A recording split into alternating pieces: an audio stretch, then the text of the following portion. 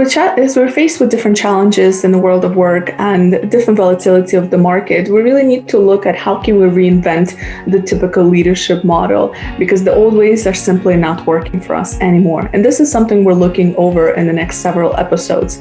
We started last episode with talking about connections. So how can you build meaningful connections with your colleagues and coworkers? And today we want to spend a little bit of time talking about awareness. What is key to understand today is that the reinvention of leadership is necessary. Not so long time ago, there was a survey asking CEOs about what do they think is the biggest risk for the corporation. And in the top of the ranking, it is the lack of leadership talent. Something that it was not that important just pre-COVID has become the strongest point to target, or the strongest challenge for CEOs. So designing a leader that has an optimal level of awareness, and I want to explain a little bit more about what I mean by awareness. I mean, it is the knowledge and a process to validate continuously assumptions of who we are and how to respond to external stimulus or parts of us that make us interact with others. It requires a consistent practice of a new bucket list.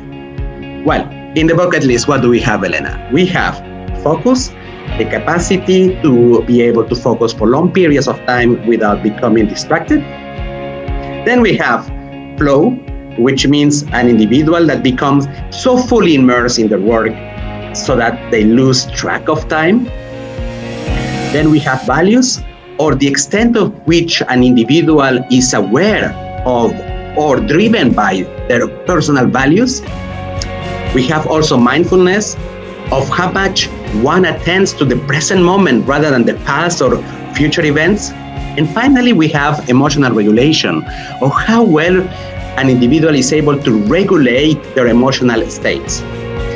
Building actions around these 5 practices requires consistency. Our brain accepts better, effortless rituals rather than intense change.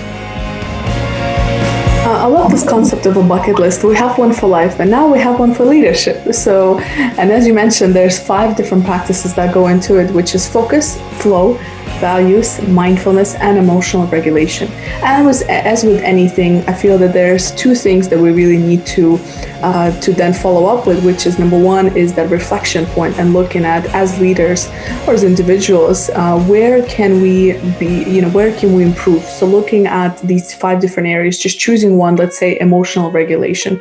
So first reflecting and saying, looking at last time you have dealt with a difficult situation, and what was the emotion that rose out of it, and did it cost you anything? Did you feel you handled it well? So reflection point. And then second is say, how can I improve? How can I be better at managing my emotions? So again, over the next week, maybe choosing an action item and saying, when you're faced with a challenging situation, observe how you're feeling and what emotions arise and what are your reactions, and see if there's areas for improvement. This is great, Elena. And one thing to don't forget is that when you start your reflection, it is better to take your notebook, take a pen, and write it down.